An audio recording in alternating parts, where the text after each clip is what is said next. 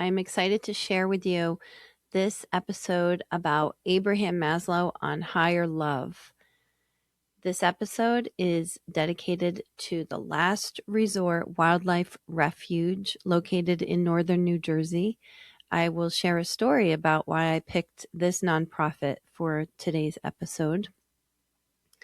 And we're going to talk about the psychologist that influenced me to become a psychologist, Abraham Maslow. He studied exceptional human beings. What made him different for his time is that rather than studying what it is that was wrong with us or what are the disorders among human beings, he studied what was good and what we could move toward to become the best versions of ourselves. He is best known for the hierarchy of needs, and this isn't why I loved Maslow. It's not the hierarchy of needs, but some of you may remember what that is. It's 5 different layers, and the most basic needs that we have is physiological needs, and it goes all the way up to self-actualization. Clay Alderfer also studied this. Now, he was the director of my program at Rutgers University, and in his earlier days, he studied Maslow, and he studied the hierarchy of needs, and he came up with a different theory that simplified it. And he found that all that we really need as humans are 3 things: existence, so that's the basic needs, relatedness, and growth. Existence, relatedness, and growth, ERG theory. And he, in addition, found that you didn't have to get those needs in order. It could be flipped around, because you can only imagine if someone was, so to speak, self-actualized already, and then they hit a very difficult time and they were in poverty, it doesn't mean that they would lose all of that knowledge and ability to give to others as well. So what I want to talk about today is specifically what Maslow learned, or what Maslow taught about love and being love, and what he shared in this book here, Toward a Psychology of Being, and other research that he did. He shared what the exceptional human beings that he studied had in common about love. He started his studies of these humans through identifying what he thought were very healthy, creative humans at their highest potential. So psychologically healthy, able to give back to humanity in a very special way. And he wanted to see what is it that these people have in common, and then share it with all of us. One of the people that he studied that I very much appreciate is Abraham Lincoln, our 16th president, who brought about the abolition of slavery. He also studied Albert Schweitzer. This is a book I picked up in college. And Albert Schweitzer was a physician, also a Lutheran pastor, a humanitarian. He received a Nobel Peace Prize because of his philosophy on reverence for life. And he meant all of life, all creatures, and the earth. He was also a vegetarian. I wish that I could have that. I guess I feel the compassion in my heart wanting to be vegetarian, but I have not been able to do that. And I think it's partially that I can't figure out the protein thing as an athlete. So a third person he studied was Eleanor Roosevelt, who was the chairwoman of the commission that created the Declaration of Human Rights. So let us begin with, what did Abraham Maslow find about love? Well, I have this book right here. This book is called Toward a Psychology of Being, and I'm going to share with you some of the things that he shared about love. He talked about two different kinds of love. One was called D-love, and what he meant by that was deficiency love, and another was called B-love, which is being love. So let's start with D-love. What he was referring to was the work that had been done so far at that time by psychologists on a type of love that was almost like an emptiness that needed to be filled. Therefore, it was a deficiency of love, and you needed to fill that love in the early years of life so that you could prevent pathology, let's say. And he referred to the psychologists Spitz, Bowlby, and Levy, who were some of the early researchers on attachment theory. I like attachment theory, and Maslow wasn't going against attachment theory. He was just differentiating this kind of love from a higher level love. So let's talk about Rene Spitz. What did he do? These studies are really sad to think about. One of them is called the Foundling Studies.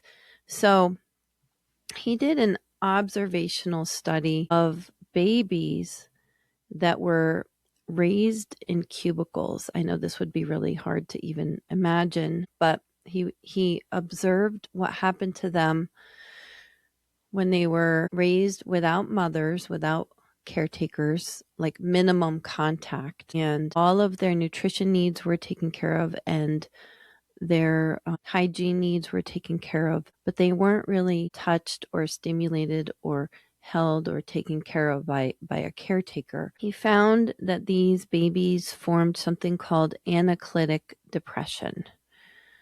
So it started with the babies crying and calling for help, basically. And then it moved into withdrawing, getting quiet and not wanting to eat. And then the third phase, they would get in these like weird positions and refuse to eat. And sadly, 1/3 of them died.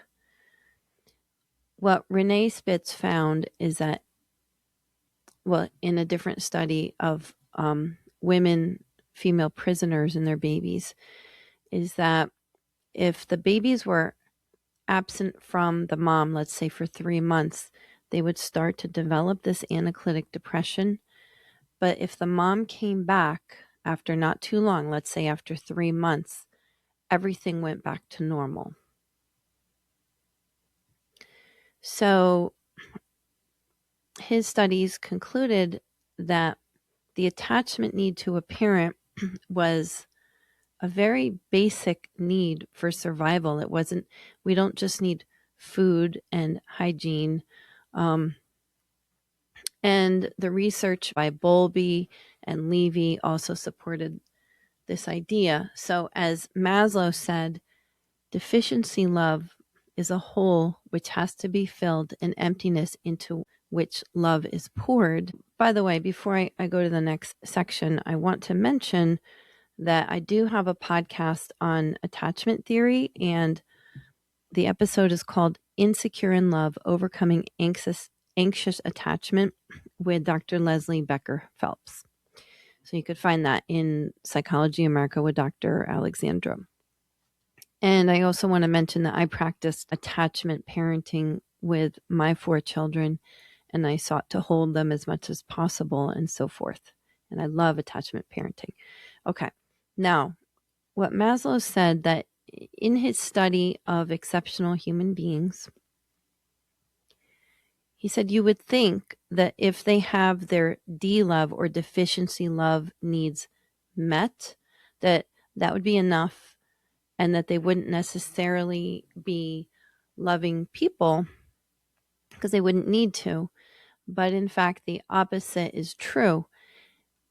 These folks were more loving. So they wanted to share love and they did share love. And this love was a different kind of love, which he called being love.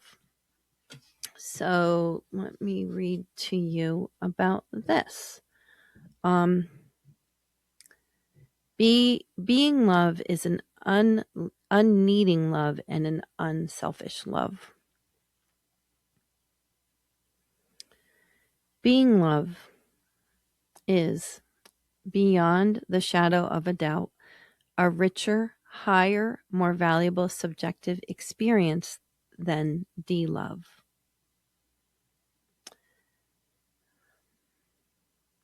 The therapeutic effects of experiencing be-love are profound and widespread. So I'm talking about if you are giving, I believe he was talking about whether you are giving the be-love or you are a recipient of be-love, and that would make sense. But when I worked at Newton Medical Center, I worked in a group home for severely mentally ill adults. And this was before I went to grad school. In the beginning, I found it to be exhausting, truly. And I thought, I don't think I'm going to go into this field. This sucks the life out of me. I can't do this.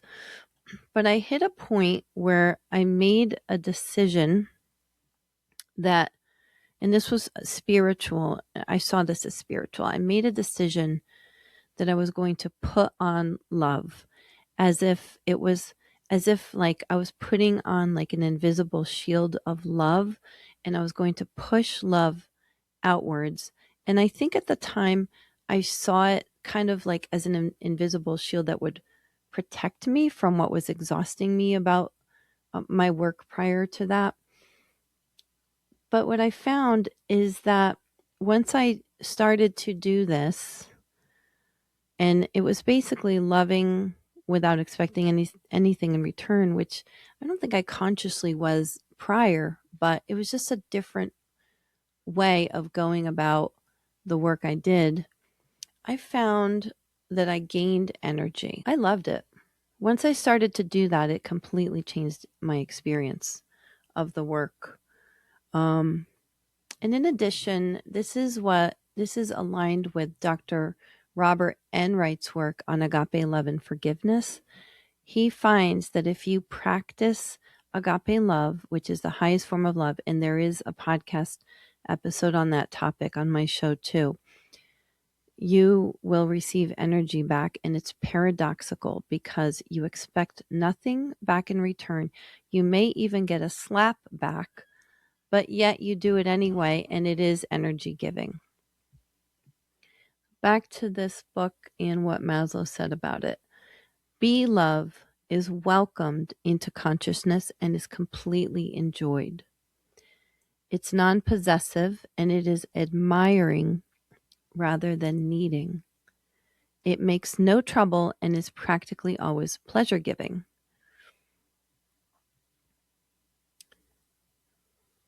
I'm going to share a little bit about, be love is not necessarily romantic, because he talks about it that the mystics experience this with God. In fact, he compared it to the effects of the aesthetic experience of beautiful art. But let's talk about what he said about be love as it relates to romantic love a little bit. Here he says, be love, there is a minimum of anxiety and hostility. For all practical human purposes, it may even be considered to be absent. There can, of course, be anxiety for the other. But with de-love, one must always expect some degree of anxiety and hostility. And that's, one of the psychologists I was referring to, that Maslow referred to earlier, that studied D-love. If you look at the work of Levy, he does talk about a little bit of that anxiety and hostility and even manipulativeness. That's the word he uses, of people that did not experience the fill of that D-love when they were younger and how it affects them later. Be lovers. So now we're talking romantic. Be lovers are more independent of each other, more autonomous, less jealous or threatened, less needful, more individual, more disinterested. And he means that they're not getting overly involved in a bad way, right? But also simultaneously more eager to help the other toward self-actualization, more proud of his triumphs, more altruistic, generous, and fostering. The truest, most penetrating perception of the other. So this is one lover's perception or view of the other, is made possible by be love. So impressive is this, and so often validated by other people's later experience, that far from accepting the common platitude that love makes people blind, I, Abraham Maslow, in this book, become more and more inclined to think of the opposite as true, namely, non-love makes us blind. Let's talk about this. I did an episode on the honeymoon phase of love. Now, the saying that love is blind does apply to the honeymoon phase of love, I would say. And that has to do with the cocktail of neurotransmitters that are released during the honeymoon phase. So I like to give the advice that people who are dating should really pay attention at the beginning to all the signs, because all the signs are there that you need to notice. They'll just be bigger and worse later. But once that honeymoon phase kicks in, I do believe that people are blind for 6 to 12 months, and then they can more see reality after that. However, long-term couples can get those honeymoon feelings again through doing new things together. During the honeymoon, lovers are extremely interested in the details of their lover. Okay, and then it fades. But he's talking about in Be Love being truly interested in all of the details of your lover and never getting tired of it. So later in this book, he describes it as the repeated, fascinated experiencing of a face that we love or a painting that we admire makes us like it more and permits us to see more and more of it in various senses. This we may call intra-object richness. So, you know that song, the Pina Colada song from the 1970s? There's a line, and it says, I knew her smile in an instant. I knew the curve of her face. When you really love someone or something, you don't get bored of all of those details. And for those animal lovers, think about how you know that this paw is a little more white and this paw is a little more of the honey color. Those details will never bore you. Be love creates the partner, says Maslow. What he's saying is be love can make the partner receiving it feel a certain way, and that it shapes them. And in his words, it gives him a self-image. It gives him self-acceptance, a feeling of love worthiness and respect worthiness, all of which permit him to grow. I want to point out that Maslow didn't say that D love can't be gratified. He says D love, deficiency love, can be gratified. I forgot to tell you the story of why I dedicated this show to the Last Resort Wildlife Refuge, and I think it relates to D love. I recently experienced some baby raccoons in my yard.